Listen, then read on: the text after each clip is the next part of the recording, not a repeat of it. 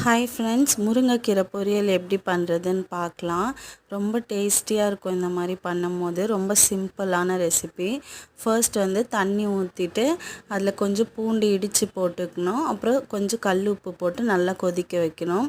தண்ணி நல்லா கொதித்ததுக்கப்புறமா நம்ம க்ளீன் பண்ணி வச்சுருக்க முருங்கைக்கீரையை இதில் ஆட் பண்ணிக்கணும். முருங்கைக்கீரையை இலையாக போடணுன்னு அவசியம் இல்லை, கூடவே போடலாம், அப்படியே சாப்பிட்லாம்.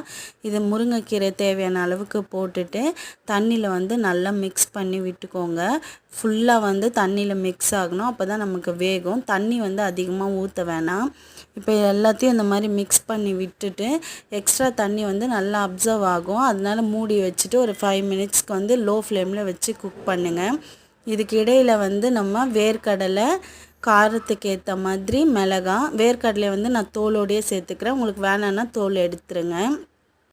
இதை ஒரு கோஸ் பவுடரை அரைச்சிட்டு வந்துடலாம். இப்போ பார்த்தீங்கன்னா முருங்கைக்கீரை வெந்துருச்சு, கொஞ்சம் தண்ணி இருக்குது. இப்போ இந்த கோஸை அரைச்சிட்டு வந்தால் வேர்க்கடலை இதில் சேர்த்துக்கலாம். சேர்த்து நல்லா மிக்ஸ் பண்ணி விட்டுக்கோங்க. கீரையோடு நல்லா மிக்ஸ் ஆகணும். இதில் தண்ணியும் நல்லா அப்சர்வ் ஆகிடும் உங்களுக்கு. அப்புறமா மூடி போட்டு ஒரு 2 மினிட்ஸ்க்கு லோ ஃப்ளேமில் வச்சு குக் பண்ணுங்கள். ஏன்னா முருங்கைக்கீரையை ரொம்ப குக் பண்ணக்கூடாதுன்னு சொல்லுவாங்க. லோ ஃப்ளேமில் வச்சு குக் பண்ணிங்கன்னா சூப்பரான முருங்கைக்கீரை பொரியல் ரெடி. ரொம்ப சிம்பிள். இது குழந்தைங்க கூட செஞ்சுருவாங்க. ட்ரை பண்ணி பாருங்கள் ஃப்ரெண்ட்ஸ். எப்படி இருக்குன்னு கமெண்ட்டில் சொல்லுங்கள்.